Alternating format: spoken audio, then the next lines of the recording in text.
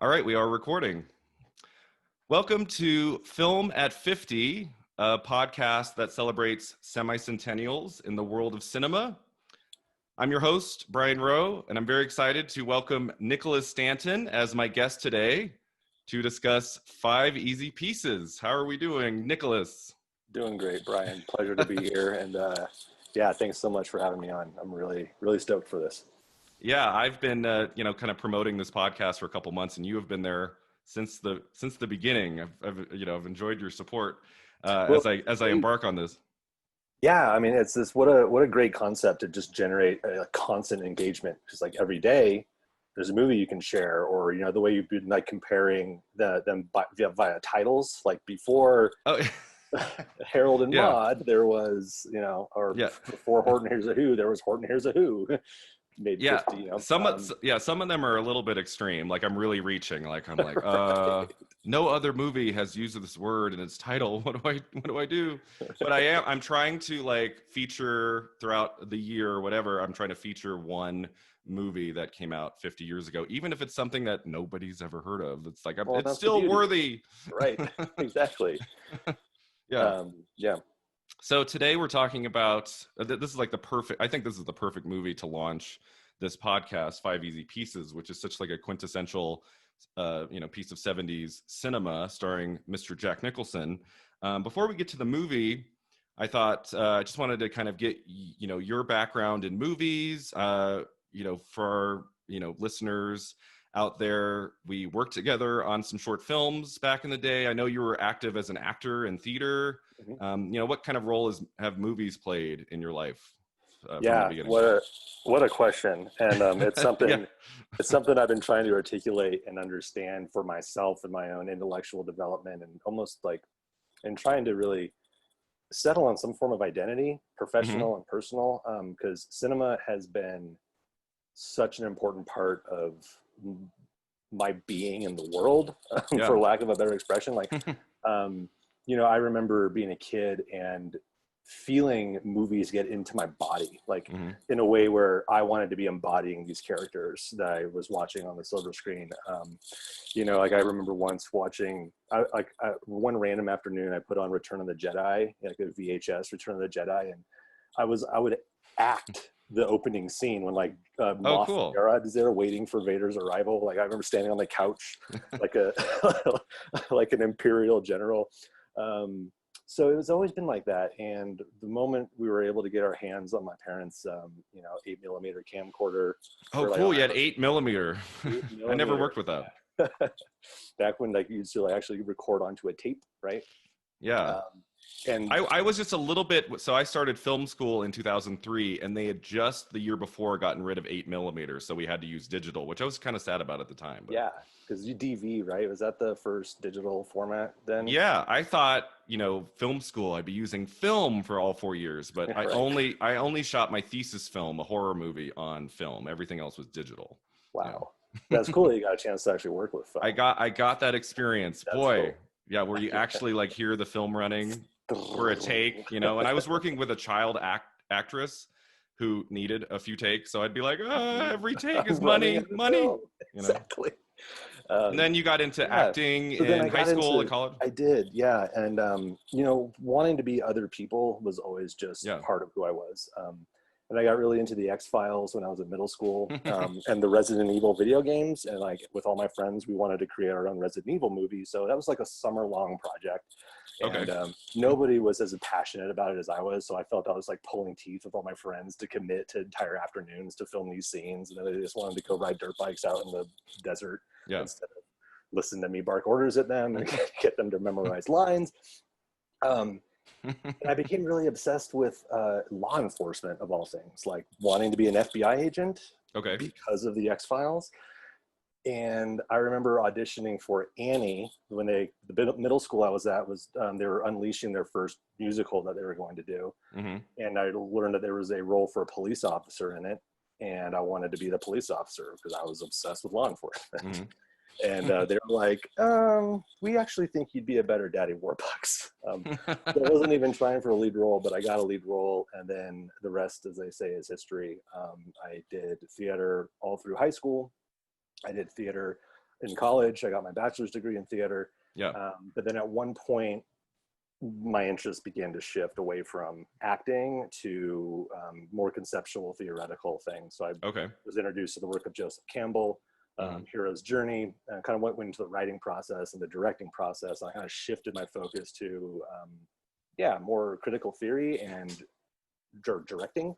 Oh, cool. Yeah. Yeah. And then that kind of eroded slowly, and I entered a master's degree program in English Lit. But film has always been just a really, really important thing to me. And seeing movies and talking about movies is just a way I could idly spend hours and hours.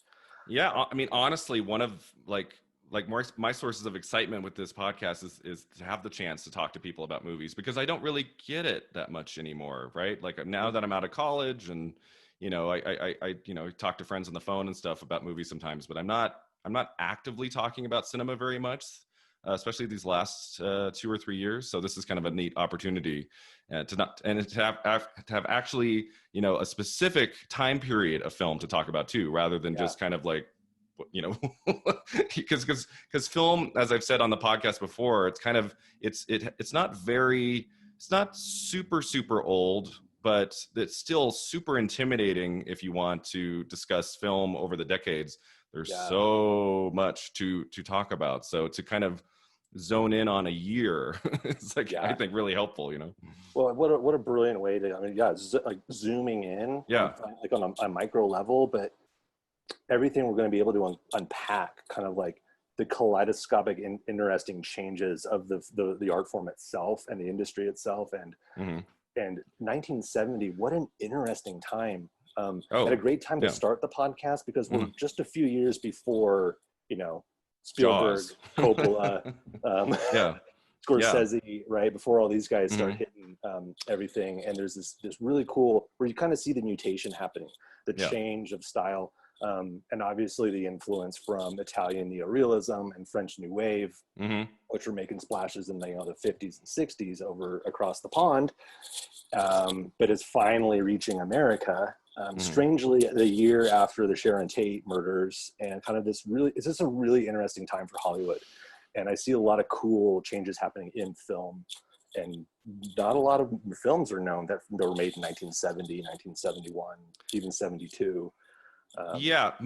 Movies of the 70s obviously are really popular, and people talk about them all the time, but it's a lot of films from like the later part of the decade. You don't really I'm like a big horror movie fan, and there's like nothing in 1970, 1971, 72. There's very little like in the horror genre. Like Rosemary's Baby and Night of the Living Dead are 68. Yeah. Huge influences, but then there's like this weird period of a few years where there's not much in the horror film genre until The Exorcist comes along and has a huge impact on the genre, and then they start coming a lot after that. But 1970, 1971, there's not a whole lot of films in that era that people are really talking about today. So this is kind of an opportunity to pull up a few of those and say, hey, wait, maybe worth a second look. So just kind of in general, or if you want to zone in on the 70s, what are some of your favorite films of all time? If you had to pick like 3 to 5 of your favorites, any from the 70s, or they're more from now, contemporary film? If they're definitely, these questions are always tough for me, because there are always caveats to every choice. Like pick favorites for specific reasons, or for what they represented for a genre. Maybe not necessarily because you think the film is perfect, but maybe it represents just something in your life, or the influence. Absolutely. Any from the 70s maybe, or anything? Absolutely. The Godfather, Alien, and Star Wars. Yeah. Those are going to be epic episodes. If luckily you've got 7 to 9 years before you get to Star Wars. Star Wars. Oh my gosh. What do you even do? Where do I even begin if I do an episode on Star Wars? All right, so let me give you a plot summary. I don't even. I mean, the first really, really big movie is The Godfather, which came out, I believe, in April of 72. So I have a few months to warm up. Get shots. Nice. I wouldn't want to start with The Godfather. That'd be like, oh my God. All right, let's keep this under 5 hours. Okay. Right.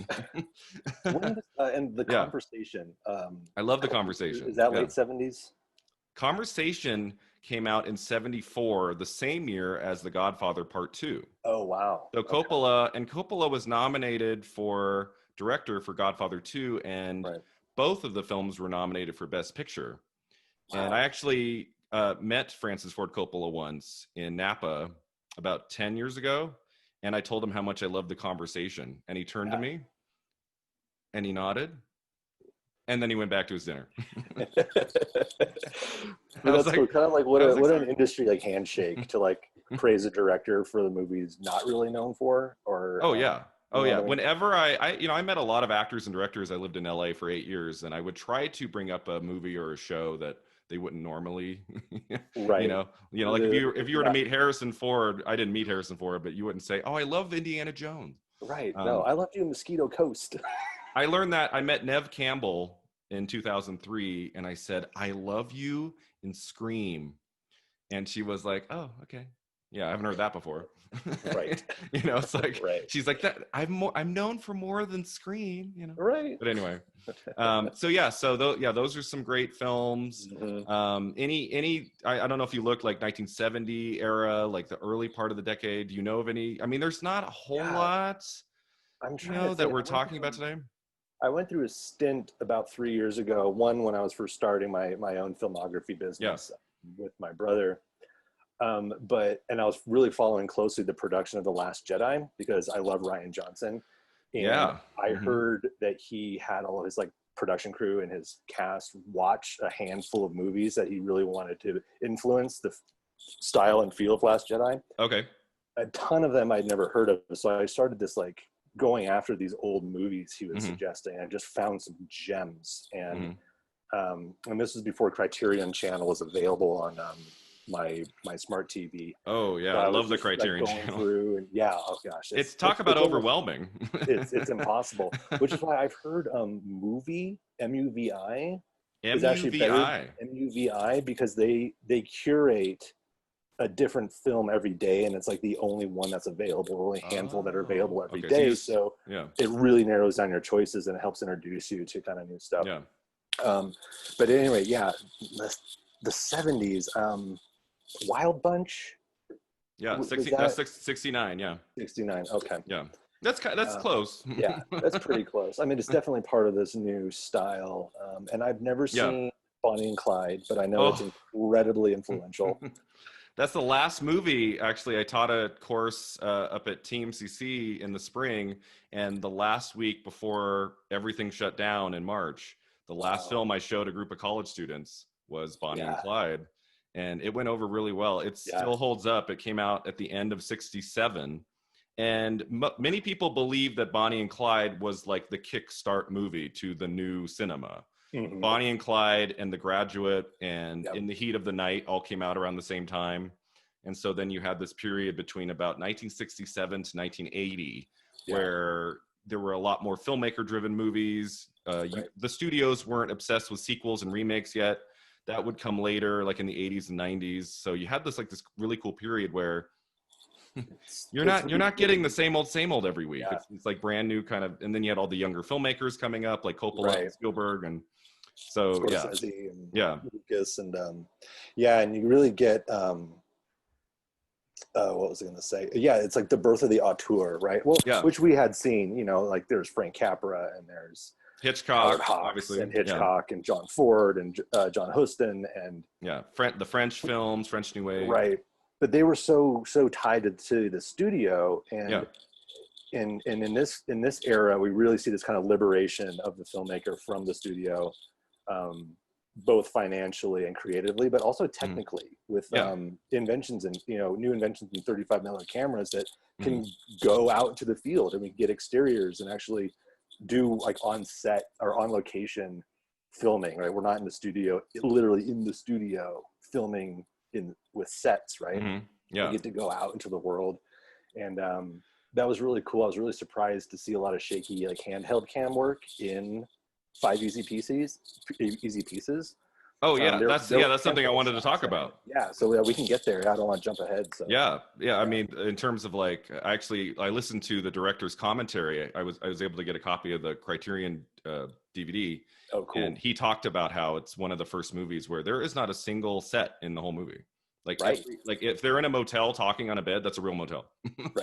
Right. Yeah. And I did a funny thing watching this, and because I was only able to watch through it once. I wanted to watch through it twice, but finding time to commit myself to film. Oh yeah. Once is good. And excuse me. I do this thing where I get interested in what the locations are. So I'll Google on my phone while I'm watching the movie. Where was the movie filmed? And yeah, so a lot of the early stuff's in Bakersfield, and then they go up to British Columbia for the Puget Sound, Washington shots. But yeah, everything was an actual place. And you can see it, you can feel it. Exactly.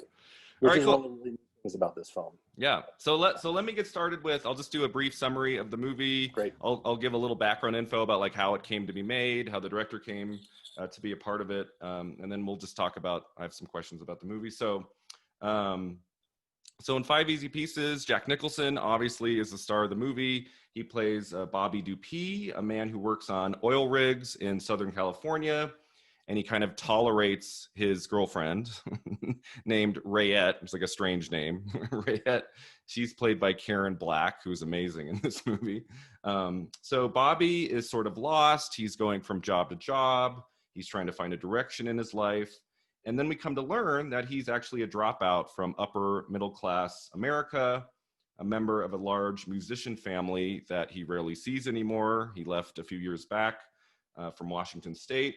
So he gave up his life in music, but when he learns his father is sick, his sister, who's in Los Angeles, I believe, doing some sort of like a taping of her piano playing, he takes a road trip up to Washington State to visit his father and his family before it's too late. And he learns a lot about himself along the way. And we learn, of course, that it's very important to Bobby that he gets served toast with his omelet in what is the most famous scene of the movie, which I'm sure we'll get to. So some background info on the film, and you can chime in, Nick, here if anything is of interest to you.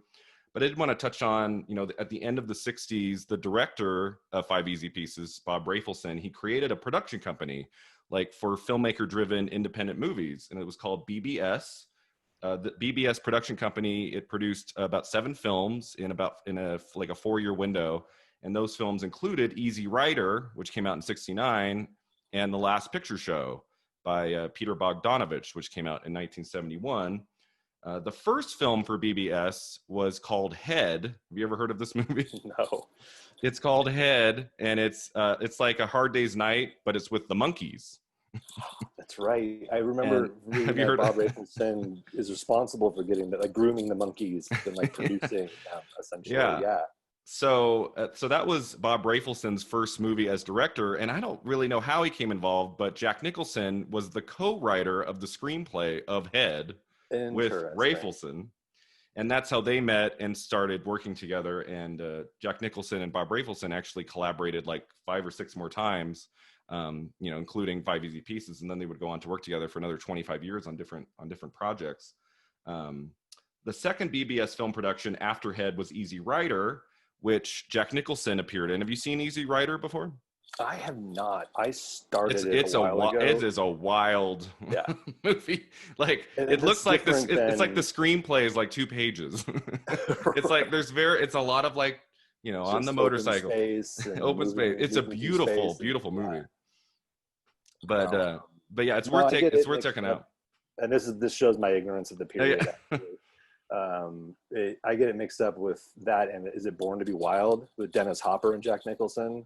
Oh my gosh, I don't know that one, but it sounds so. The song in Easy Rider is Born to Be Wild. Like that plays. Born to Be Wild and Easy Rider. Dennis Hopper is in Easy Rider, and I believe he's the director too. I think he directed Easy Rider. You're right, it is. Okay, then I'm probably just thinking of Easy Rider then. So it's mostly Dennis Hopper and Peter Fonda, and then Jack Nicholson has a supporting role in the movie. Another actor was cast, and at the last minute he dropped out, and so Jack Nicholson came aboard. He has just a small part in the movie, but he stands out, right? Like right from the beginning.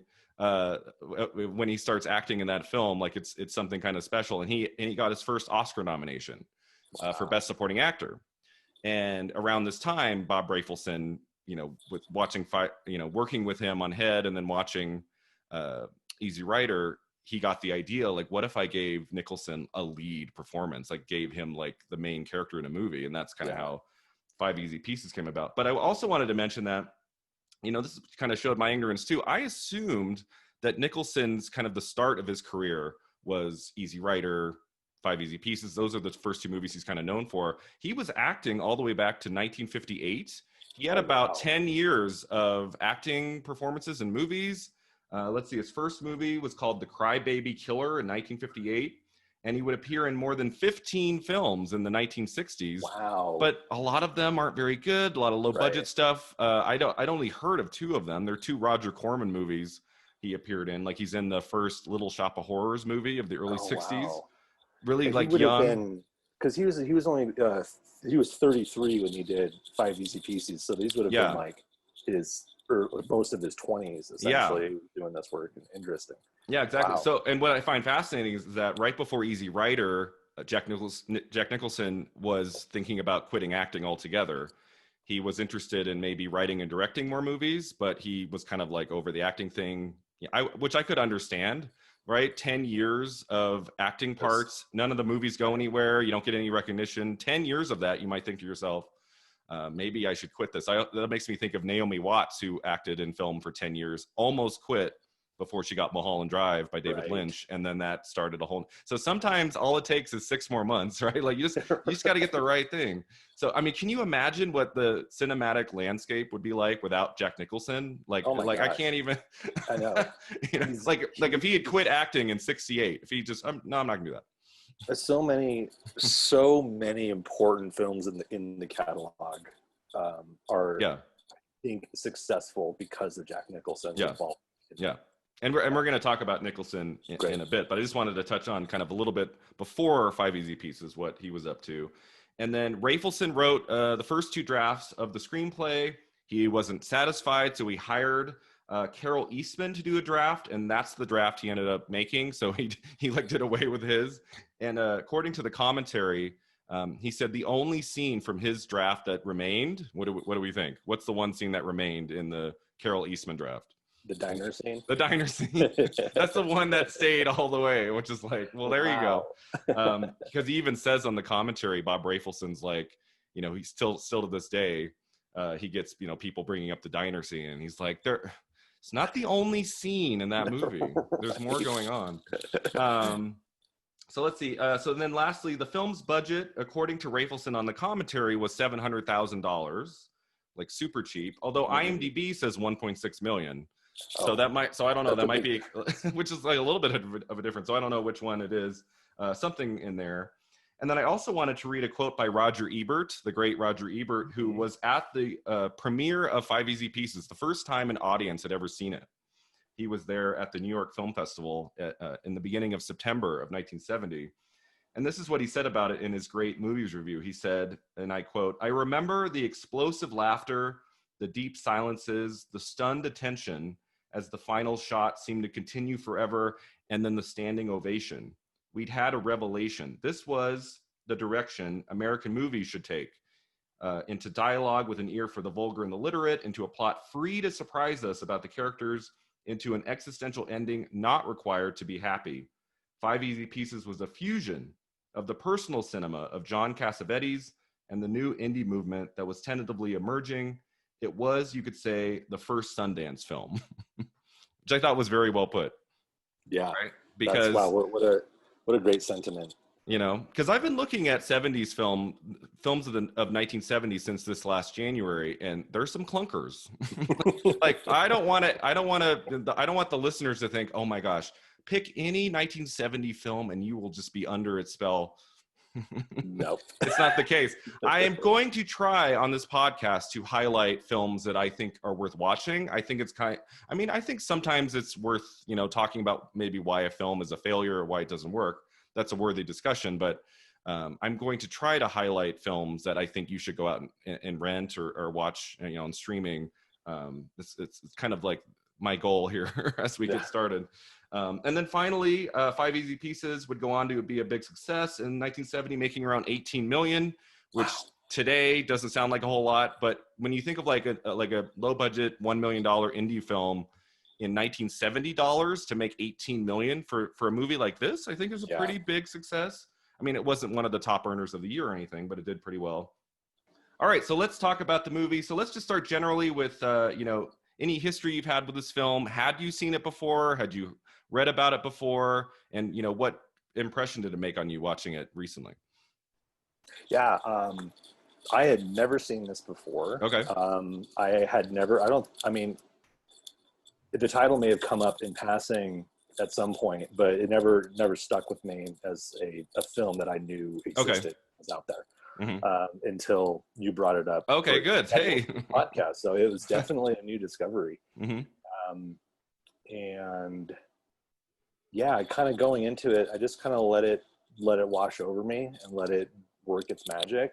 And I found myself very pleasantly surprised at a lot of the moves that it makes. I had seen The Graduate, and a lot of it did remind me of The Graduate. Yeah, great movie. Yeah. And yeah, it was it was different. Like it's so cool to see stylistic moves that are happening that we take for granted now in cinema, knowing that they were just beginning to experiment with this type of filmmaking, and just how liberating it felt from like a director's perspective to really tell the story they want to tell with this kind of mobility, right?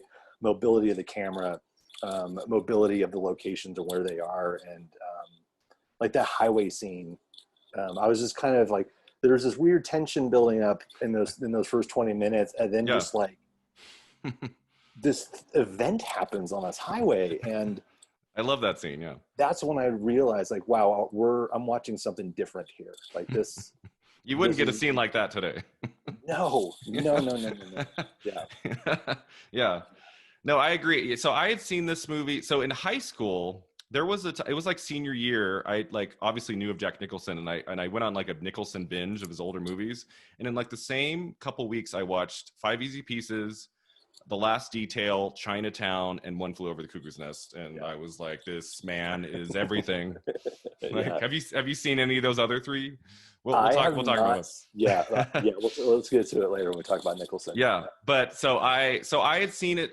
I'd seen Five Easy Pieces when I was younger. I think I saw it once more in college. I always liked it, like a solid film. It wasn't something that, that I thought was one of his better films. I thought it was just a solid story, nothing overly special. It hit me a lot harder this time because I could really identify with this idea that you have a talent for something in some sort of an art form, but you, for whatever reason, you break away from that, you go do something else. The fact that he's like this really talented musician and he comes from a family of musicians, but for 3 years, he's just been doing odd jobs on the oil rig and is kind of like trying to forget that old life. Yeah. As someone who was, every second of every day pursuing filmmaking, and then to make that break about 10 years ago to be a writer and a teacher, I still to this day think I made the right choice. But I can kind of see, I like that resonated with me. That whole idea of like you have a talent for one kind of art form, but for whatever reason you just don't do it anymore. Like I think today I could go out and make a really cool movie, but I don't. I've kind of surrendered myself to the written word and to teaching other students. How to be creative artists and things. So I don't know if that as an actor and as a filmmaker yourself, how that element of it, but I found that like that really resonated with me this time. Right.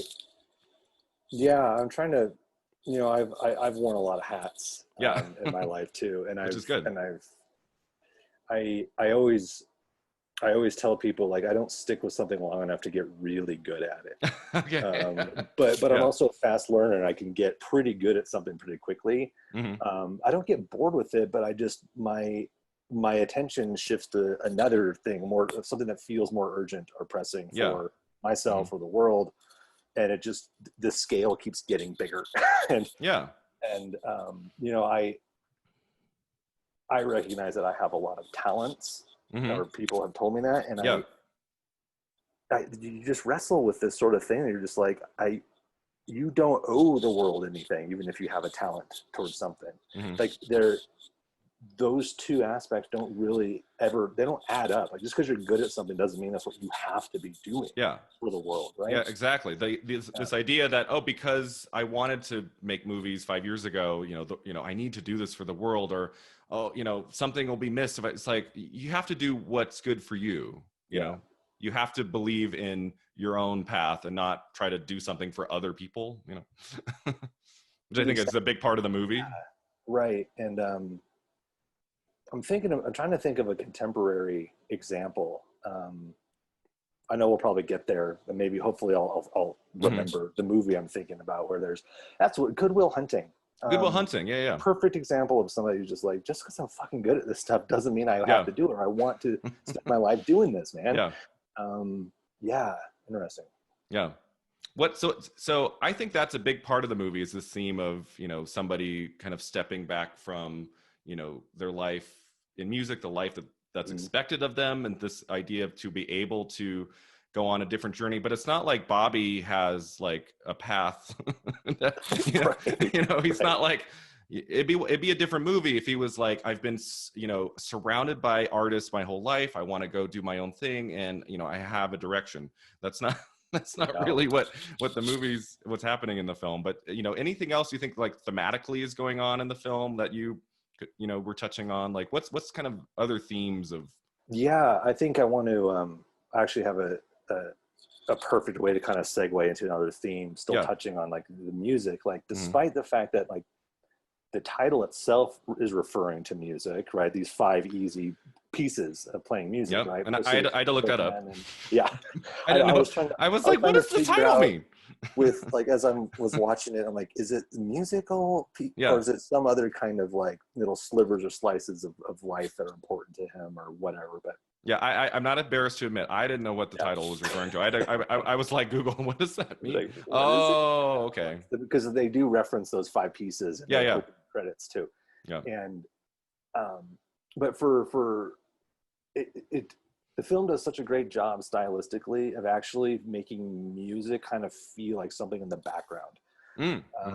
It doesn't draw a lot of attention to music, and I noticed this because I was really enamored with the editing and the kind of like the integrating of the people with these like machines and the kind of like the hard material of the world. So like there's like little montages of just working on the oiled field and like just the metal and these machines that they're working with.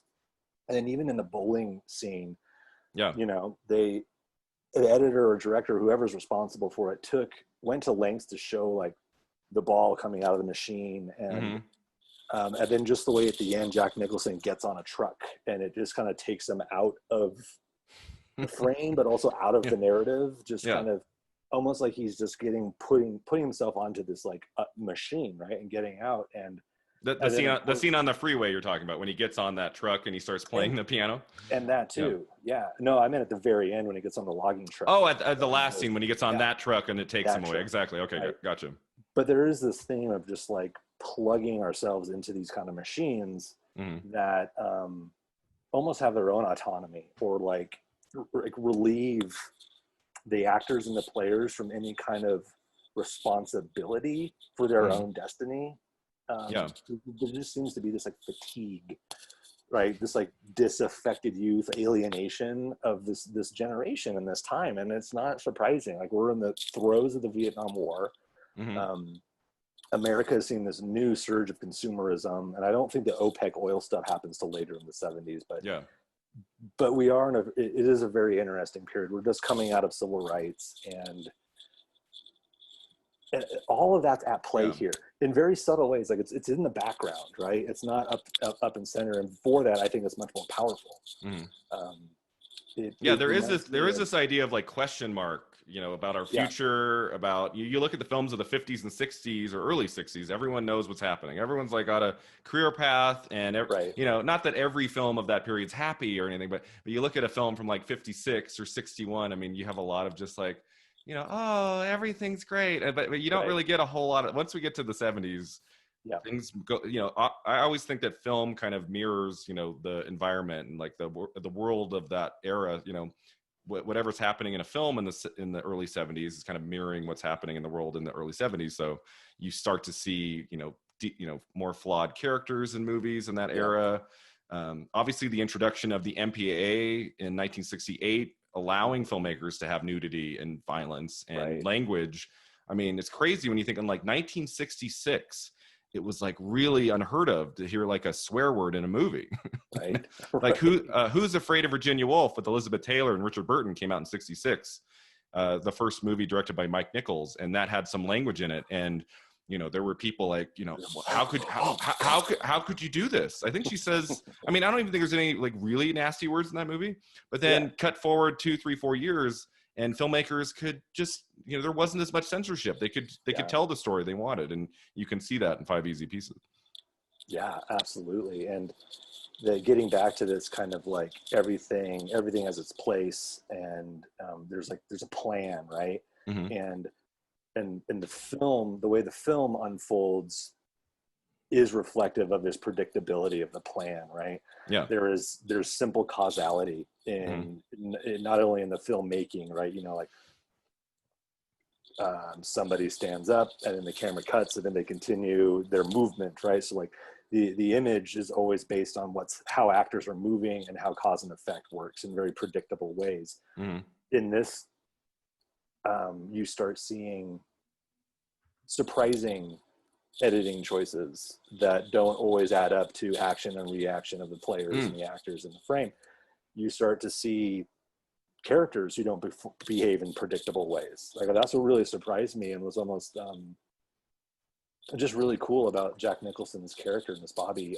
There was this kind of manic unpredictability. For sure, yeah. A lot of erratic behavior. Fits of rage.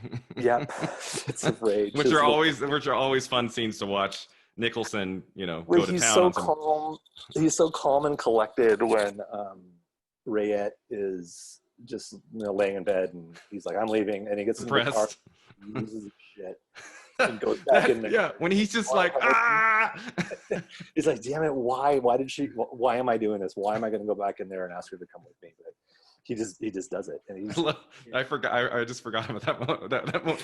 He's like, okay, bye, and then she clearly wants to go, and he's like, I don't want to bring her, but I don't want to. And he's in the car. He's like, yeah, you want to come with me? Okay. Right, and then they're on the road together. Yeah. No, it was good. So we'll get to a few of those. So I have a list of like 4 or 5 favorite scenes. We'll get to some of the scenes that I really love and kind of try to go in order a little bit. I don't think we need to go scene by scene. I think that could be, but we'll go through it kind of in order and talk about that. But first I want to talk about the performances and I want to talk about the directing, so we can talk a little bit, anything technically. You mentioned editing, which is really important too. But in terms of like the look of the film, the cinematography, let's start with kind of the technical aspects and anything that you think Bob Rafelson brought to the movie as the director. Kind of what was his stamp on the film, do you think? Yeah, I'm just going to preface this with saying that's hard for me to identify when I haven't seen other works by the director. Oh, that's true. Style choices that they make, or what is unique to Bob Rafelson, since I've only seen one. Well, yeah. So I mean, it's obviously his first movie was this like wild fantasy music film about the monkeys, and then he moves into this like super like slice of life. Kind of dramedy with 5 Easy Pieces, but just anything, even if you haven't seen another movie by Rafelson, just anything that you think he brought to the film. What really stuck out to me is I was really impressed with the variety of shot styles. He toggles very, very skillfully between very conservative, conventional, shots with cameras on sticks, obviously. Yeah. Really, really well framed shots like that. Like the diner scene. The diner scene and the back door to Rayette's home is always that same shot where it's like the street and the car are on the right side of the frame. And then so Bobby always comes up and makes this horseshoe to go then into the back door into the kitchen. Yeah. And there's that. And then there are just these wild handheld moments where things happen. And when he's hooking up with Betty, is it? Yeah, Betty, played by Sally Sally Struthers Struthers. from All Yeah. in the Family and Gilmore Girls. This was her debut film performance. Wow. Yeah. Yeah.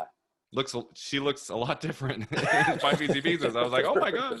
Yeah. Yeah. It's, There are a couple familiar where it was just faces. this like really like the camera in that scene is just so claustrophobic and in close and just following their movements so skillfully Yeah. for 1970. That just that kind of camera work really surprised me. You're talking about the scene where they have like sex, like they get on the bed, Right, and but they're she's just naked, like spinning and the camera's around like, in yeah, the room. It's just the camera's whipping around with them, and it just has that kind of kinetic energy that I just love so much in good, smart camera work. yeah. And you see that moment when the guy he's working with on the oil rig, those two guys show up to like arrest him. It's right. like one other time in the movie where the camera's moving with Jack Nicholson. Yes, it's not on sticks. Like there's kind of like an energy to that moment. Yep. And that's one thing I really love and appreciate. I look for energy, the energy of the shot and how it reflects the energy of the story and what's happening, and just being really smart with how you're using the tool of the camera to convey that visually, but not just visually, but like movement, right? Yeah. How time passes and how like just that energy can be like contained and then expanded, and these kind of the push and pull of scene to scene, and to create the tension in a moment. And I was like very, very surprised to see it in a film 50 years old, because it's stuff that I look for and appreciate in contemporary film too. Oh yeah, if you look at like a major studio film from like, between 65 to early 70s, a lot of them will just, cameras on sticks. There's not a whole lot of, so when you move into the independent work, you have something that's a little bit more playful, and the director takes more chances with the look of the movie. Yeah. And there was also a moment that surprised me after Elton and his wife, they and Ray leave the bowling stadium. Oh yeah, and Bobby's still sitting there. I was expecting a cut, but there's a moment of lingering where there's about 3 or 4 seconds of just the kind of stretching out the time of the shot to just watch Bobby be Bobby in a little slice of life moment. That's something you don't see a whole lot in movies today. Filmmakers are terrified. The idea that an audience might be bored for 7 seconds. Like, no, cut to the next scene. Cut. But you look, anytime you're watching a movie where the camera lingers on an actor for 5 to 10 more seconds as they're thinking or about, like, I love that. Give it time to breathe, and especially if there's been some kind of like revelation or plot point that's happened. Pause the camera for a bit. It gives the audience a little time to reflect and to connect with that character who's sitting there, just a little breathing room, essentially. Yeah, you see that in the bathroom at the end too. Like before he gets in that truck at the end, he stares at himself in the mirror for so long that you can tell like the wheels are turning. And it's so great because the first time, I don't know what he's planning, but now it makes it so much more powerful knowing he's just going to jump on that truck and leave her there. And at first it's like, what a dick. But then I realized, like, she has the car. He left her his wallet. Yeah. Like he took nothing. He just has the clothes on his back. He's just completely cutting all his ties with everything. It's a weird thing in that it's a cruel thing for him to do at the end of the movie, but it also would have gotten worse with the two of them. Yeah. Right. So it's kind of like this weird thing. Like, I think if the movie had ended in a way where there was any sort of happy ending where he decides, you know what, I'm going to give this relationship a shot, it would have felt forced. Right. Exactly. But yeah, so we'll get to the ending too, which I want to talk about. But so let's move on to performances. Jack Nicholson and Karen Black, I think, are the main ones to talk about. But anyone else that comes to mind, I think those are the two really standout, performances in the movie. Although the woman who plays Catherine is also, I think, really outstanding in the film too. I looked her up. She didn't do a whole lot of films. I thought she was really good too. Wow. I have her name somewhere. Where's her name? I wrote it down somewhere. I don't know. I have too many notes. So many notes. Yeah. It's like her last name's Onspock. I want to say Onspock. Oh, but wow. She didn't do a lot of films. So yeah, let's talk about Nicholson in Five Easy Pieces first. Kind of, this was his kind of miniature breakthrough was Easy Rider. This was the movie that like put him on the map, his first leading actor nomination. And then he would follow this up with Carnal Knowledge the following year, directed by Mike Nichols. And then boom, boom, boom, we get Last Detail, Chinatown, One Flew Over the Cuckoo's Nest. So this was the beginning. What does he do in this movie that you thought was really cool? There's a lot of restraint. More so than you see in later performances, I think. Right. But also a little bit of opportunities to get little windows of, Jack Nicholson's idiosyncrasies. His wild side kind of pokes through at times, completely appropriately too. Yeah. And it's funny, like Jack Nicholson can be a very funny actor. Yeah. And so the earliest reference point for Jack Nicholson I have is Chinatown. And, okay, so that's 74, yeah. Mm-hmm. 4 years after this. Yeah. And the character he is just like straight-laced and so... Yeah, that's a more serious restrained in that role. And it was a pleasure seeing a lot of, even though it's 50 years ago, there's still so many of the things that make Jack Nicholson that shine through in this performance. Shine through, Nick. Shine, yeah. Nice, Ryan. Wow. Yeah. No, I want to say something similar. Watching this for the first time in a long while, just how many moments that he is restrained. He's not the wild and crazy Jack Nicholson that we see. My first Nicholson movie I saw as a kid was Batman, so that was like him as the crazy Joker. So to see an early performance like Five Easy Pieces, where for 80 to 90% of the movie he's very restrained and he's thoughtful, it's a different kind of performance for him. And he could have upped it a little bit more in the movie, and he doesn't. I admired that about him in this movie. Yeah, the as I mentioned before, that kind of like this like manic unpredictability comes out more in his actions, like what he does, instead of like his like outbursts, like his personal outbursts. It's kind of just these weird behaviors that are still contained, but he's still doing something completely crazy. Yeah. The highway scene, for instance, like gets out of the car and barks at that dog. Barks at the dog, and then it stands on the guy's bumper, and then he gets on this truck that has the piano on and just starts playing piano in the middle of this like. And he's not just kind of like la-di-da fun, like he is full on. Piece, and then it accidentally takes him off the road. And the friend's like, "Hey, come back!" And he just keeps going. I love that. But that's a great like foreshadow, like prelude to what essentially happens with the lumber truck, right? Yeah. She just gets on and lets the thing take him somewhere else, and it's kind of like a subtle planting and payoff, which is something obviously we learned in like if you've ever took a screenwriting class, that you should plant something at the beginning of the movie that has a payoff at the end. Like I noticed at the beginning, Rayette is like, "Listen to me sing, listen to my singing," and he's like, "I don't want to." No. And then their last scene together in the movie, she's singing to him in the car. I was like, "Oh, it's kind of like it kind of goes back to their first scene." Kind of an interesting parallel there. And surprising too, because you think the way he's treating her with saying, "I don't want to hear you sing, I don't want to hear you sing," and then she sings, and it's gorgeous. Yeah, like it's a beautiful, beautiful performance. Yeah, that was so cool. I think, is it Chekhov who says if there's a rifle above the fireplace in the play, it better be used in the final act or something like that? Like, oh yeah. That's like screenwriting 101 essentially, right? Yeah. But you never get the sense in this movie like that there's a lot of screenwriting tricks going on here, right? There's some things like there is like an inciting incident. Dad's sick. We have to go see Dad. That kind of jump starts the plot. Like, okay. And then he goes on the road trip. So there's that. And then there's kind of the, the quest narrative is a very common narrative where, you're road trip, you're going after something, but you're not sitting there really recognizing those things. It just plays out naturally all the way to the end. Yeah. And it even kind of evolves through different genres too.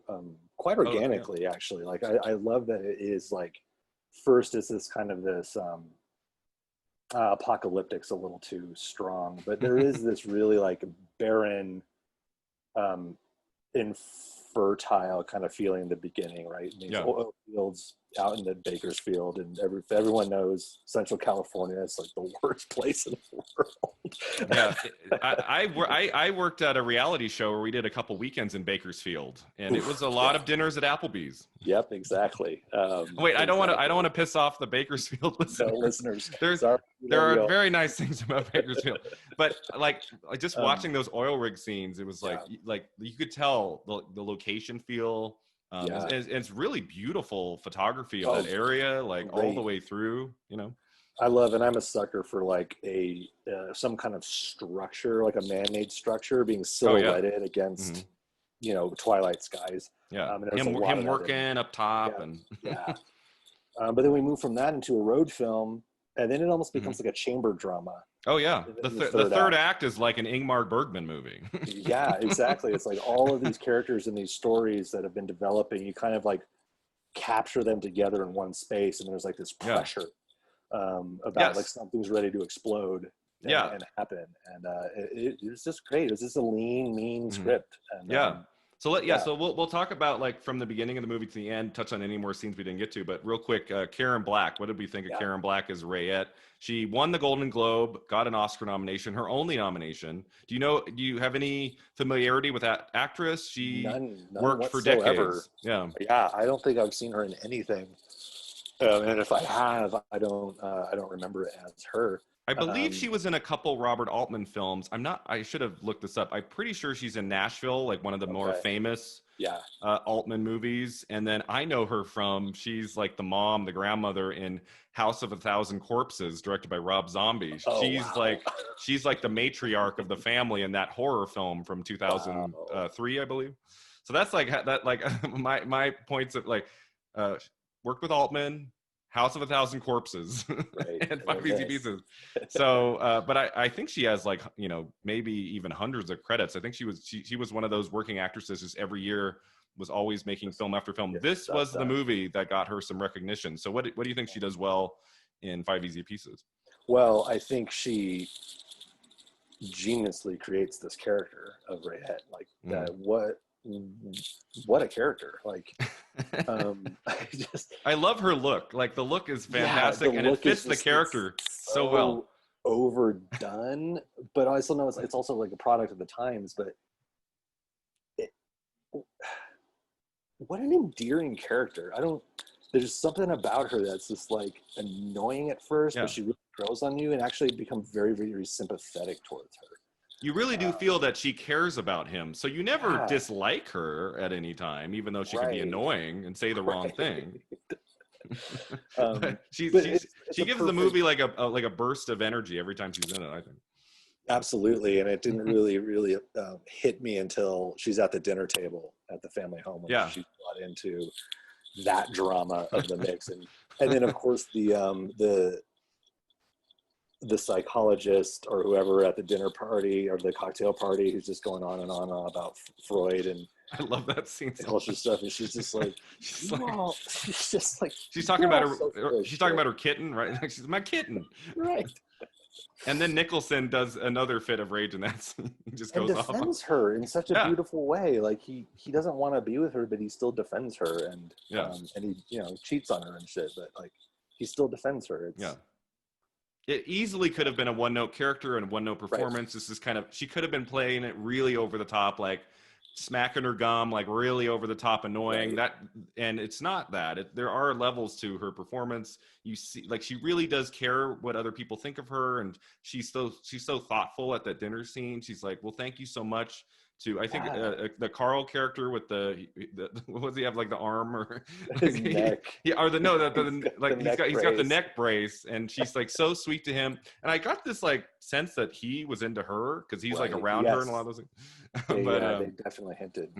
But she could have been really hidden in the background behind Nicholson, but I think she created a really unique character in the film as well. Yeah, absolutely. She that character is definitely a key component of the unfolding of the drama and the conflict and the narrative, and it's pulled off just so cleanly and surprisingly, not cliched or over the top. It just, everything feels very organic in this film.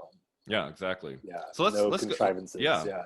Let's go through the movie. So the first act, before we go on the road trip, any scenes that stood out to you in that first 20 to 30 minutes? Anything that we haven't touched on? You mentioned all the shots of him working on the oil rig, I think are great. Yeah. I love the opening shot of like the bulldozer. Like it just cuts to like, and it's almost like the director described it in the commentary. He wanted to do like a curtain call, like the curtain opening, the way that the bulldozer kind of like comes out, like it's like a kind of a cool opening shot of the movie. Right.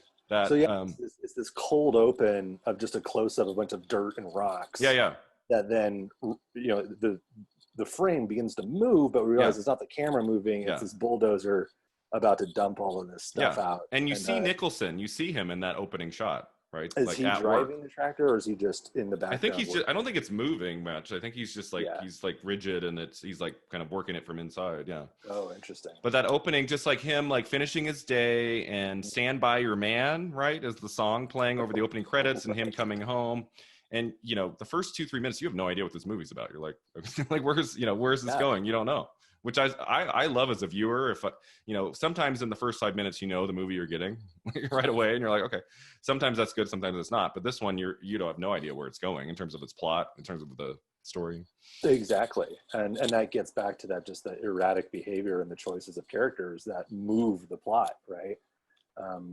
The plot serves the characters in this. I really feel like I'm watching people making decisions under pressure, and our story follows them instead of there's this constructed plot and the characters serve the plot, essentially, right? It's one of the it's to this day, I've written a lot of books and written screenplays. It's an easy trap to fall into, to kind of force the characters into doing things that you want to see happen. Right. I want this car chase to happen. Right. So I will make it happen. But it's like, if it's not, if it doesn't, if it doesn't feel natural, your readers, your viewers, they'll see that. And you have to, especially in a movie like this, if this had like veered into any sort of like genre expectations of like a thriller or anything, like it would have felt wrong. Like you have to tell the story the way it needs to be told. Yeah. So I mean, you mentioned that scene on the freeway, which on the commentary, Rafelson said that was the hardest scene to film because it was a low budget movie. And so I guess it was a stretch of freeway that hadn't opened yet. So that's how they were able to, and so they had to go get their own cars. That's actually one of my favorite action movies, Speed, with Sandra Bullock and Keanu Reeves. The way they filmed that movie was that there was a long stretch of freeway in Los Angeles that in 1993 hadn't opened yet. So that's how they were able to film Speed in that summer. Like if Speed had been filmed a year later, they wouldn't have been able to do it. The same way as 5 Easy Pieces, the only way they were able to film that scene was to get an unopened stretch of freeway where they could bring in some cars, bring in some extras, because otherwise, what were they going to do on a low budget, like close a freeway? Gosh, no way. So they could have just done what they did for Matrix Reloaded and build an entire just build it, Just build a mile. Yeah, Rafelson's like, okay, 90% of the budget is going to this scene. We're going to build a freeway. Build a highway. Right. But just, but I think we can all relate to his frustration there. He's on the way to work. He doesn't really like what he's doing. I mean, he doesn't like quit the job at one point. I'm quitting. Like, it's not something he looks forward to every day. And to be stuck in bumper to bumper traffic like that. And then it's not like he sees the piano right away. Doesn't he just get out and he's kind of walking around and then he jumps on and he sees it. And I think what makes that scene so memorable is that he doesn't get off the truck. He keeps playing as the truck's going on the off ramp, and his friend's like, "Hey, where you go?" And we don't see what happens after that. He's just like going to town, and as a like, I feel like another movie he would have played it. Oh, this is to tell the audience that he used to play music, blah blah blah, and then he kind of the cars are moving, get back in the car. What a lot of other screenwriter directors would have done that, but the fact that he just lets him go off like that, I love that scene. That really hit me, like that idea of like, hey, here's something I'm good at.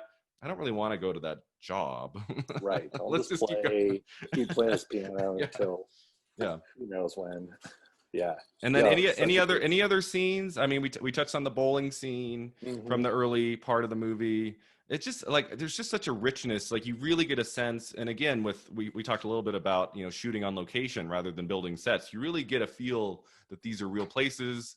You know, the room, the apartment that they share together at home. There are a couple scenes early on where he's kind of, the camera like follows him through you really get a sense that it's real. You're not looking at one half of a set that they built. Exactly right. You're in these spaces with them. And I remember when they were over at Elton's house and in their trailer, just how claustrophobic that space feels. They're just like, when they're in that trailer together. When they're in the trailer, they're all crammed together on this little couch.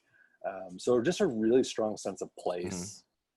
Throughout the entire film, essentially. Yeah, and then right after that, there's that scene where he's like, "You're really gonna compare your life to mine?" When he gets mad at his friend, he's like, "You live in a trailer." That's right. So he just loses it. He fights with his friend, and then he quits the job, and then he drives down to LA. Was there a like, does he get a call, or how does he know his sister's in town? Was that in the movie? Like where he like gets, like he hears that his sister is playing nearby? I felt like all of a sudden he's just driving down I believe the 101 freeway, which I recognize, like the Highland, like where you get off, and then he's just visiting his sister who's in town playing. There wasn't really a setup to that. It's almost like there was like a short film, and then it's like, okay, now let's bring in a little bit more texture and a little bit more plot, and have him visit the sister who tells him that their father is sick. And we learned that so the mother died right when he was younger, it's been many years of just the dad, and now the dad's sick. And we get that nice scene where he visits his sister at the studio. We see, so this is kind of a family of musicians. Bob Rafelson actually has a cameo in that scene. There's a part where right as Nicholson walks into the building, Rafelson gets in the elevator on the right side of the frame, so you can see the director. And he says on the commentary, he's like, "You can see what I look like back in 1970. I was much younger, much thinner." And then basically after that, the road trip begins. Although I'm always fascinated that after that scene, he learns his father is ill. We then go into that one take sex scene with Betty. So it's not the next, a lot of directors would have cut to him, in his car, like, thinking about his dad, or nope, he just goes to have sex.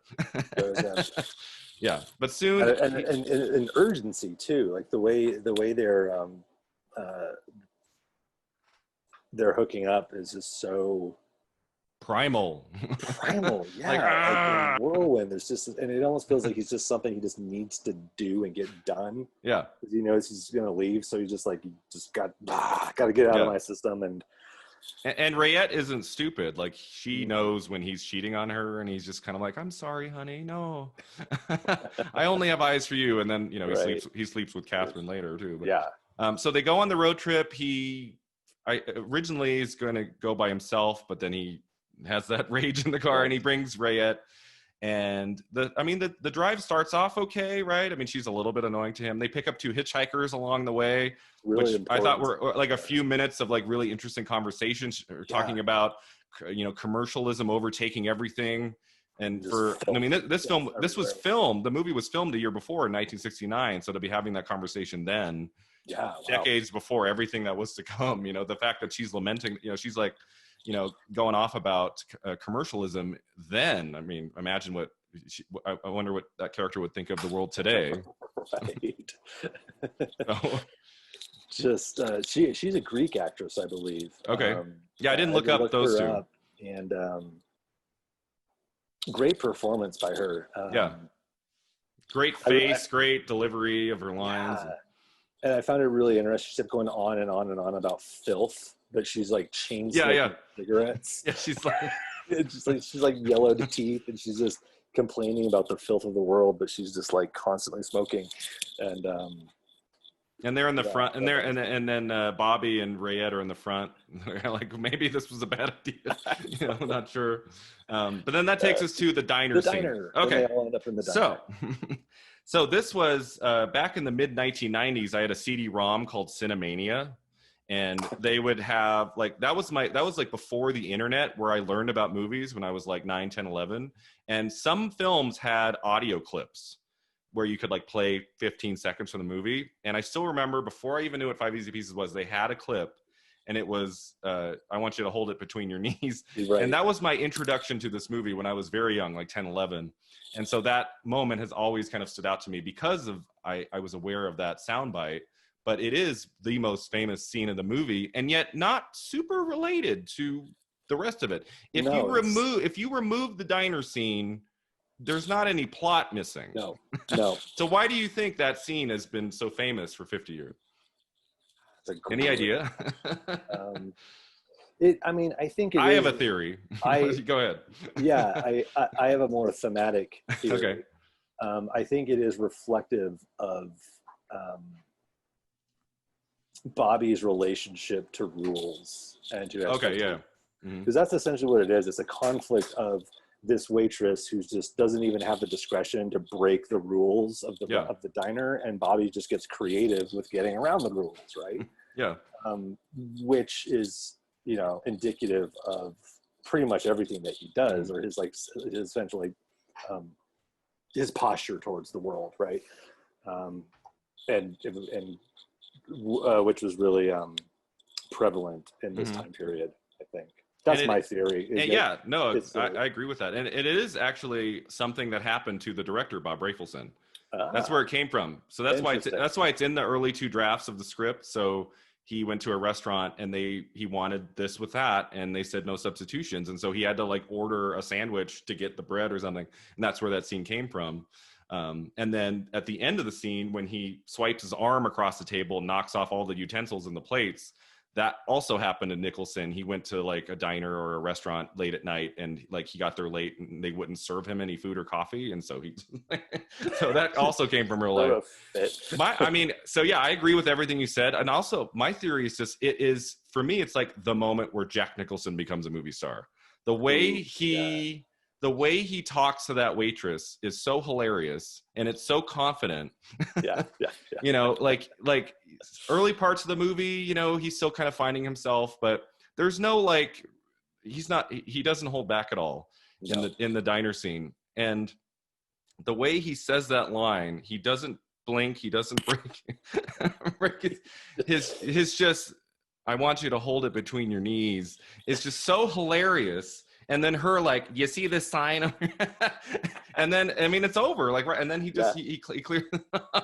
But yeah, I just think it's the moment where like, it was like, he has some great moments in Easy Rider and in early parts of Five Easy Pieces. But for me, that's the scene where it was like the birth of Jack Nicholson, the great actor, the movie star, and he has some of those moments. And not to say that, he can only be a movie star when he, is being ultra confident like that, or when he has his fits of rage later in the movie. But like, it's just like he pops off the screen in that scene in a way that he really hasn't in the earlier scenes, that I just think, that's when he got started.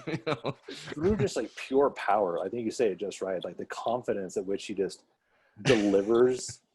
I didn't even feel like delivering lines. It felt like Bobby working momentum up to this like punchline to the joke, but it doesn't even feel like a punchline when it comes out. It's just kind of just like a common sense comment. It just comes up with, well, I want you to hold it between your knees. A comedian would have delivered that line in a way that wouldn't have worked. They would have been like, here's what I want you to do.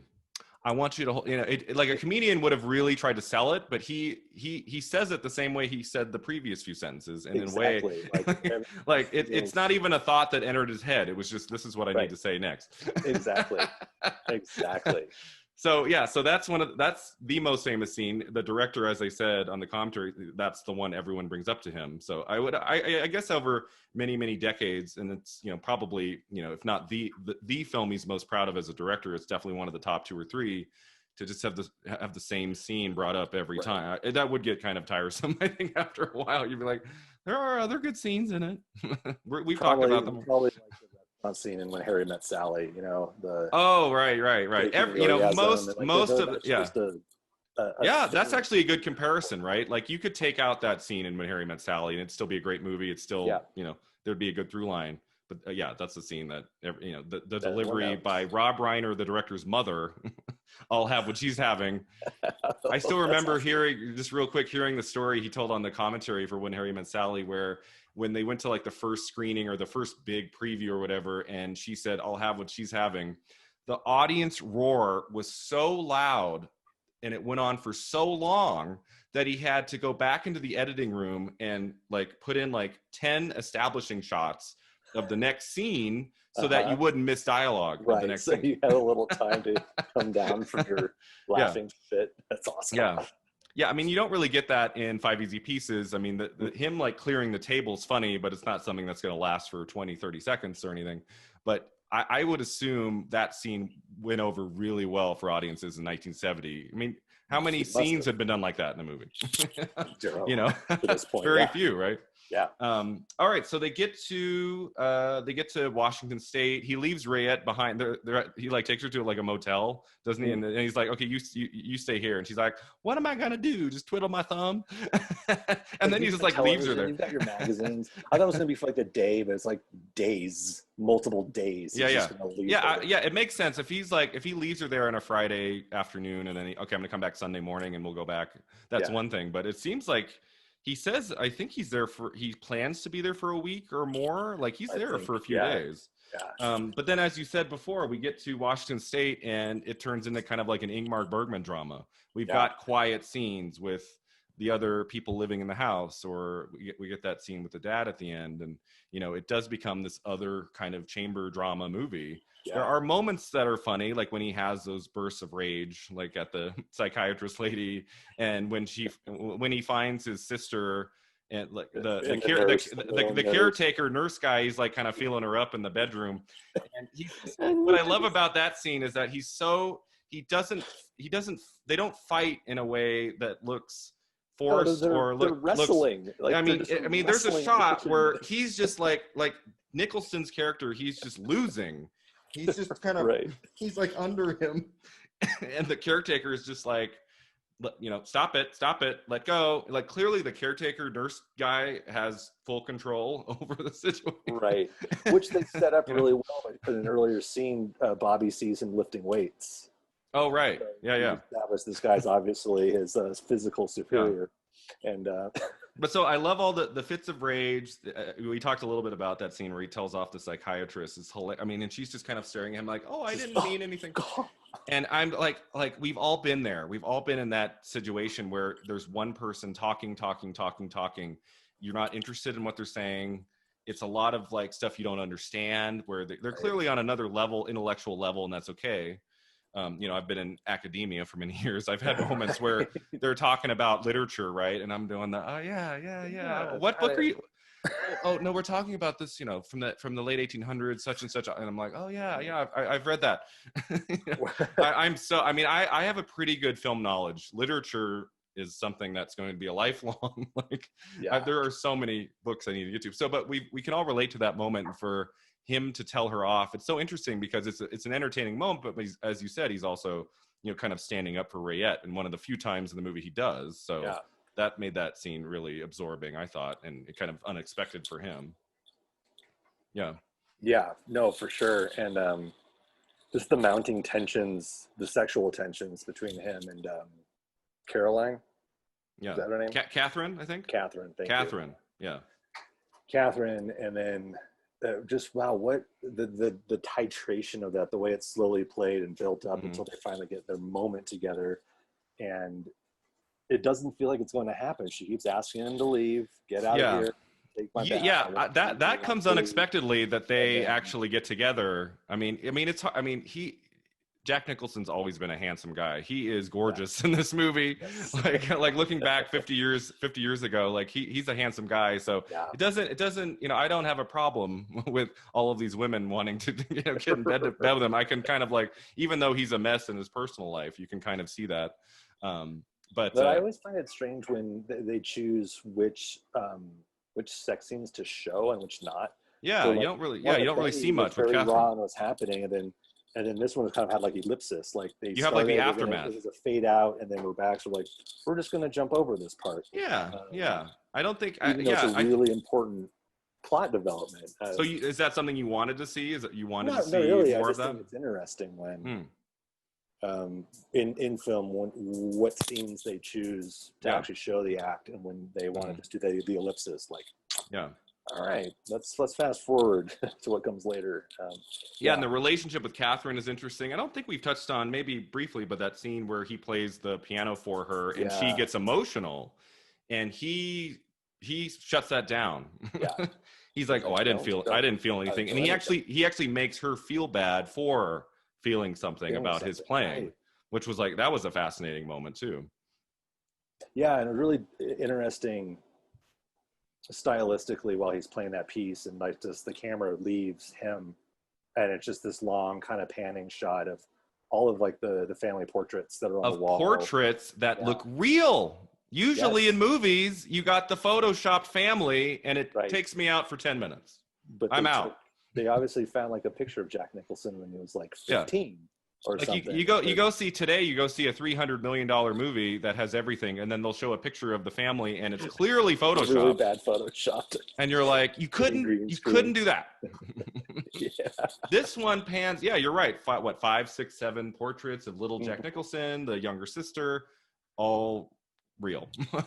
All real. Yeah. So yeah, and just I love the way that scene is filmed and plays out, and then it ends in a way you don't expect, and then for her to still kind of go to bed with him, is unexpected. So I mean, I love any movie where you don't really know what's happening next. You can't guess in this movie what's happening. So and there's no catharsis really, which is just like breaking all of the rules of drama essentially.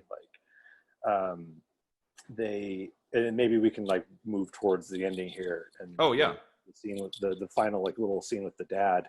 The last two I wanted to talk about were the scene with the dad and the last scene at the gas station. Great.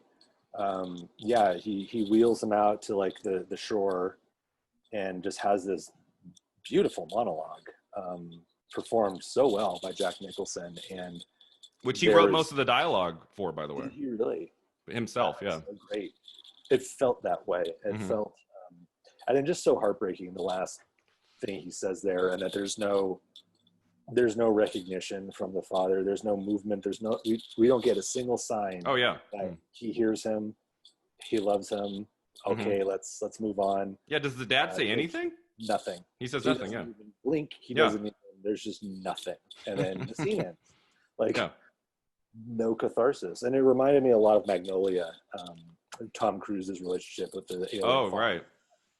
Just how cruel that is, that relationship, and there's just really no resolution to it. I loved his line in that scene in the field with his dad. He says, I move around a lot, not because I'm looking for anything really, but because I'm getting away from things that get bad when I stay. Like, gosh, that just like hit me in the gut. Like, what a horrible way to live.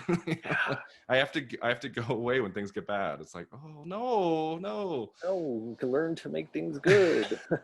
Make better choices, Bobby. Exactly. And what a great setup for eventually what we get in the final scene. Right? So then we get to the last scene where there's not really a setup that he's going to ditch her in any way. It's not like he's like, they just pull up to the gas station. She goes to get she goes to get something from the coffee shop.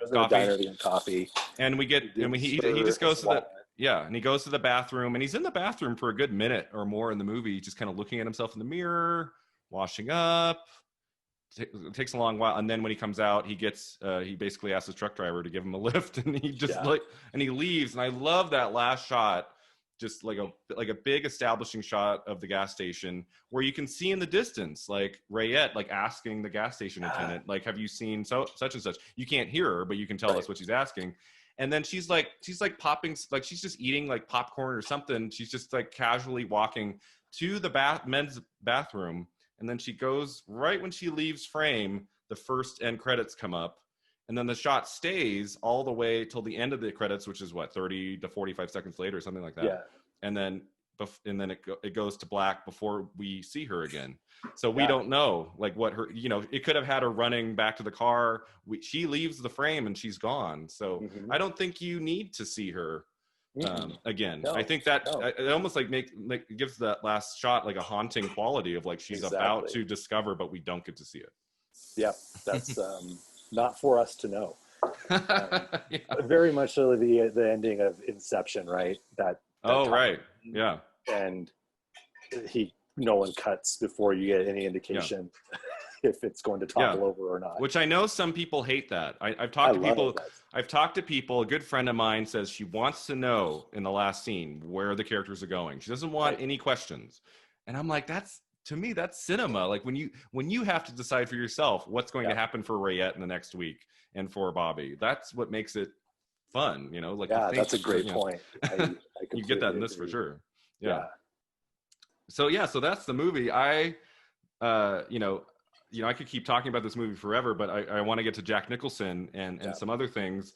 My last question about the film, since the kind of the idea of this podcast is to kind of look at 1970s movies, at least for a long while, 70s films, through a contemporary lens. Anything else you want to add about, was anything about the film dated to you? Does it still resonate for you 50 years later? How has film changed? Like if this movie were made in 2020, how would it be different? Like any thoughts you have about looking at this film through a 2020 lens? 50 years of cinema. I have,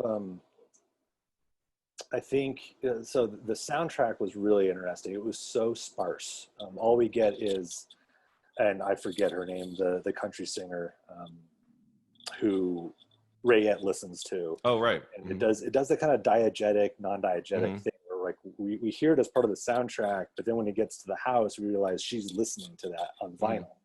And it is part of the world of the cinema. Yeah. And then the classical pieces that are played, diegetically, in the world of the film.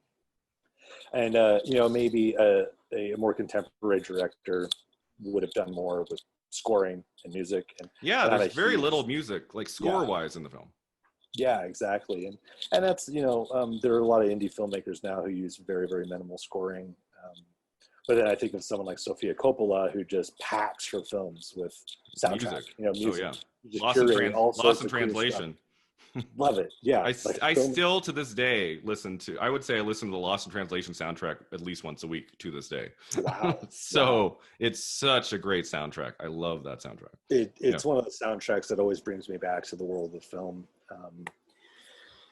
Kind of, this is my own little picadillo. When just like dated films, I'm such I just grew up with a certain amount of melodrama in my film, where there's a really strong moving score and music to go with emotionally what's happening. So it's kind of more operatic style of filmmaking. And in these older films where everything's very minimal, but also visual cinematic storytelling hasn't quite caught up, you miss a lot of nuances of plot points, like what's supposed to be important, because they're spoon feeding it to you. Not that I think you should be spoon feeding important plot points, but it makes people's actions feel very surprising and odd when you don't really know why somebody's doing something. You're just, because the camera's at a distance and there isn't a lot of close-up and a lot of emotion. There's just people doing things in strange ways, and sometimes you miss the importance of the scene because it hasn't really settled in or wasn't driven home in a really strong way. And that just comes from lazy filmmaking, not lazy filmmaking, lazy film watching. Viewership, where people want their hand to be held through things. And what am I trying to say here? I'm not saying that's a good filmmaking quality to have. It's something I need to get over because I expect it, because I was raised on much more melodramatic filmmaking techniques. So the more nuanced things, they take a little time and a little patience to sit with, and that kind of stuff gets lost. Like sometimes I find, like, I love Marlon Brando so much, but sometimes the performances are just almost too big for the screen. You know what I mean? As opposed to like Streetcar Named Desire, it's a great classic performance. It's a very big performance. Right? Yeah. And even like On the Waterfront, fantastic film. Yeah. But performances in older film it's really hard to pinpoint what a good performance is in older film styles because they're so new. And nuances get lost because a lot of these actors are still coming from a theater background or a stage background in the early days of cinema. So that's my take on it. It's just how I feel about it. Yeah, and I think I've looked at a lot of films from 1970 this year, and a lot of them are dated. You should watch a movie called Airport if you want a really dated like 1970 movie. But I think what makes the film not dated at all is Jack Nicholson. I just think some of the clothes and stuff, whatever, but like he is just so like of today, like his personality and his his energy. I mean, I feel like you could watch Five Easy Pieces. Obviously, it's an older film. I wouldn't necessarily assume it was 1970, right? I mean, it could be late 70s. It doesn't. There's really nothing about it where you go, oh, that's clearly like this year. It could have been in the early 90s, even if some of the clothing and the cars were different. Yeah, exactly. Yeah. So I think it's one of the least dated films of the year, and I think for anyone interested in cinema of the early 70s, if you haven't seen Five Easy Pieces, this is a really good one to get started with. I think it's a great kind of way in. That up I think it was just such a pleasure being able to really dive into this period with this. Oh, for sure. Yeah. Yeah. All right, cool. So let's go. I've got 2 segments left. So the first one is called the Divine Double Feature. So in this segment, I wanted you to pick a film that's a little bit more contemporary. It doesn't have to be in the last year, but something a little bit newer that would make for a really cool double feature. If you were to sit down one night and do a double feature with Five Easy Pieces, what would be a really neat film to watch right after? Any idea? What'd you come up with? I had a really hard time coming up with this. I know, I did too. Such a unique film, and as I said, it touches on so many different genres. Honestly, though, what's coming to mind is Cameron Crowe's Elizabethtown. Okay, Elizabethtown. Yeah. I've seen that. Which not a film that is as beloved as some of his others, right? Definitely not. I enjoyed it. Yeah, I love Elizabethtown. Yeah, because it does that. It's like it's a family drama, and then it becomes a road movie at the end. Yep. For a while, and with the ashes. A dying or ailing father is part of it, and just a young professional really doesn't know how to move forward in life, and rediscovers his roots essentially with family. Yeah, which is kind of an opposite of what happens in Five Easy Pieces. I feel Bobby's character is more galvanized in his wandering and his like just disaffected sense. And so, it'd be kind of an interesting compare and contrast, both from a thematic perspective, but also just stylistically. So, okay, yeah, that's a great one. So I cheated a little bit, and I picked a Jack Nicholson movie.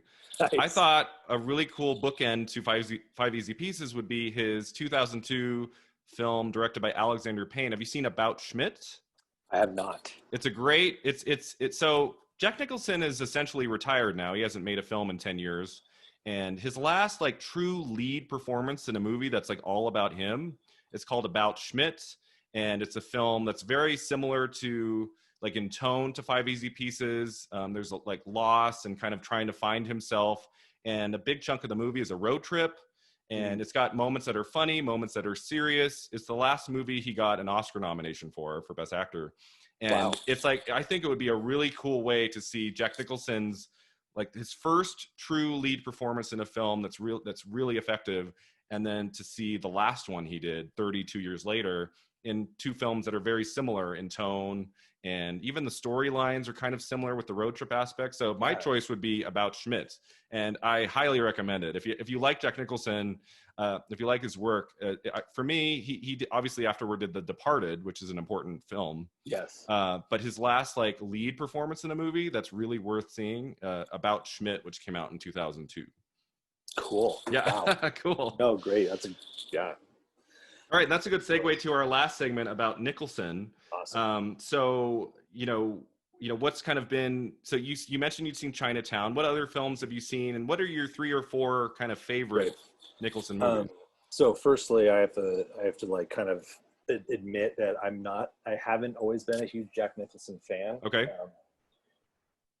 I mean, obviously he's a great actor, but he's one of those I don't go see a movie just because he's in it. Okay. Yeah. Yeah. You know, and there's always kind of a creepiness to him. And then my mom's super creeped out by him, so I didn't really grow up seeing a lot of Jack Nicholson films. Yeah. But of course, my first introduction to him is Tim Burton's 1989 Batman. Okay, so you two, which is both of us. Yeah. One of my top 3 Jack Nicholson movies. Okay, nice. And I know I mentioned this on the Facebook page that I have a really hard time picking best movies that actors are in, because it's like, is it because it's a good movie or because their performance is particularly good in it? But all 3 of these movies I'm about to mention are both. And I think they're good, not just because they're good movies on their own, but Jack Nicholson obviously elevates them to a whole other level. So Batman, definitely. His Joker redefined the psychopathic villain, I think, for film, in just his playful, funny way, and so good, just so good. I hadn't seen that movie in a long time, and I watched it a couple years ago. I was just like, "Holy crap, this is a good movie!" what a brilliant idea at that point in his career to bring Jack Nicholson into comic book film and to have him play the Joker. I mean, it almost seems too obvious that they wouldn't have done it. So the fact that that Tim Burton, who was a very young director at that point, it was his second feature after Pee-wee's Big Adventure. Yeah, so he did Pee-wee, and then he did Beetlejuice in '88, right. Okay. And then so his third. So I mean, Beetlejuice was obviously a bigger film than Pee-wee, but he hadn't like tackled a huge budget movie yet, and so for him to, especially franchise movie, and to not make it funny and to make it a serious movie that is like and to get someone like Jack Nicholson in that role, I mean, obviously that, like, I feel like as a young director, that would be an intimidating figure to approach to do a comic book movie. So, masterstroke on his part for that. Yeah, absolutely. No, what are the other 2 that you like a lot? The Shining. I've heard of that. What's that about? Yeah.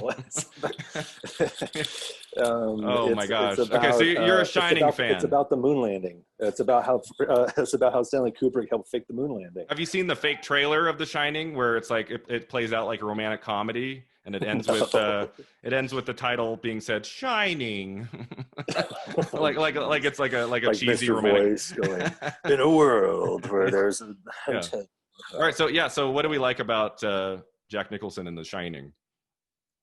Oh, just besides the fact that he's like amazing, slow progression towards completely off the rails. Yeah. I feel like that. Do you think that's the go-to? Like when people think Jack Nicholson movie, like that's the performance they think of first. I feel like it might be. Yeah, I think it is. Yeah. And I'm picking pretty cliched answers, things here, but that's just because I haven't seen a lot of the other stuff he's done. I've seen a lot of his other, like, I was like, okay, come on, Brian, come up with one that people don't know. And there are some lesser known films, like, have you heard of The Crossing Guard directed by Sean Penn? Is a mid-90s drama he made that's really, it's like one of his better performances. The movie isn't like amazing, but his performance in that is great. But yeah, I wasn't able to come up with like a really strange title like nobody would know about, But what's the third one? Is it Chinatown? Departed. Oh, The Departed. Okay. The Chinatown's my 4th. Okay. I've only seen Chinatown once, and okay, I was just so surprised at how good that movie is. Oh yeah, Chinatown is. Great screenplay, just amazing, amazing on the page. And I love the old John Huston's in it as just this really icky man. Known mostly for directing, John Huston, but he also was in a lot of films too. And yeah, he's great in Chinatown. Yeah. And just so dark. My God, the ending of that movie, I was like, oh God. For it to be that old and just to pull off such a dark ending. It was just moving and heartbreaking. I would agree. The Departed was probably his last great film performance. What do we like about that one? It brought him back into the fold. For me, like it was like he'd just been off the radar, and then he's absolutely terrifying in this role. And his little nuances, like I love when he's talking about a rat and he just starts gnawing the air of the rat. Like, again, it's that classic Jack Nicholson that just, everything's so contained. Like his craziness has like a internal pressure to it. And there's these little tiny tick outbursts of it, but then it always just kind of comes back into focus. I really, you can't really plan for these things, but I'm always like curious, like how a career begins and ends. It doesn't look like he's going to make another movie, and I wish he had gone out with The Departed. That would have been a great, the way his character, the way that film ends with him, that would have been a great way to go out. But he did make a couple a bucket list. And have you seen How Do You Know, his last movie with Reese Witherspoon and Paul Rudd? It's bad, and he's only in a little bit of it, but it's like, oh. Why is that the last one? But man. But yeah, 83 now. He's in his early 80s. I want to say between like 82 and 85, something there. Yeah. He was announced to do a movie in 2018, a remake of a foreign film with Kristen Wiig, and then they never shot it. They never did it. Wow. So I was like, maybe he's got one more performance in him. He's still around, right? So. Right. But he's, he pulled kind of a Gene Hackman. Some of these actors who in their 70s, early, they just. They're still, Sean Connery, people who had another 10 years of films in them probably, but they bow out for whatever reason. I think Nicholson said in an interview that he was struggling to memorize lines. I think that was the big reason. He couldn't remember his lines as well in the last couple of films, and so he decided to call it quits. But I'm pretty much in agreement with you. My third favorite is Chinatown. Such a brilliant film by Roman Polanski. It's kind of a different character for him, a little bit more serious. And then my second film, which we haven't really talked about, is One Flew Over the Cuckoo's Nest. That was the first film that won him Best Actor at the Oscars. That's kind of like definitely one of the quintessential performances by Jack Nicholson. It's such a great movie. I think I've only seen it twice. I saw it in high school. I saw it a few years ago. I'll probably talk about it in a few years. Yeah, maybe I'll get around to seeing it by then. But Louise Fletcher, as the Nurse Ratched is so great in that movie. You got Christopher Lloyd and Danny DeVito in this amazing cast. A young Brad Dourif, I've heard. Brad Dourif's in it. It's right at the middle of the decade in 75. And it was like, that followed like one year after another of amazing performances. And that was kind of the peak of 70s Nicholson, was that one. Yeah. And then he got kind of quiet in the late 70s. He did a couple more films. He directed a movie in 78 called Going South, which I have not seen. He did direct a couple films as well. He directed a film for BBS in 1971 called Drive, he said, which I watched a couple years ago. And it's a very strange, like, basketball movie. It's like, what about this, like, intrigued Nicholson to write and direct a movie? But then my favorite film has to be The Shining. I watched it in sixth grade at a I think it was a birthday party, and it has haunted me ever since. I mean, most Octobers I watch it again. Yeah. And I watched it last year right before Dr. Sleep came out, the new kind of sequel with Ewan McGregor, and fell in love with it all over again. I mean, just the mixture of the horror genre with Nicholson's performance and Stanley Kubrick's. The way he makes his prowess. It's just height. The Shining is Kubrick at the height of his form. I mean, Kubrick. I love everything that Kubrick did, and it's funny. Like when I was younger, Kubrick was a bit like too much for me, and then as I get older, like I really come to appreciate all of his major films. And The Shining is like a perfect example of an auteur doing his thing. Like any other person had made that movie, it'd be wildly different, right? Well, the way he was able to even piss off Stephen King, the source material. He's like, I make my own movie. I don't care what Stephen King hates that movie, and I love the book and the movie equally. They're very different, right? Like the book. Have you read The Shining, the novel? I have not. Okay. And I know I'm sure like Stephen King's experience with alcoholism was a big influence. Yeah. Right? Mm-hmm. Which is not there. There's a lot more in the novel about the alcoholism and how he hurt his son, and how his feelings about that. The movie, he's Jack Nicholson in the first few scenes, and then it's crazy Jack Nicholson 30 to 40 minutes in, and we start to go in that direction. In the novel, it takes a long time before he starts to kind of go in that direction.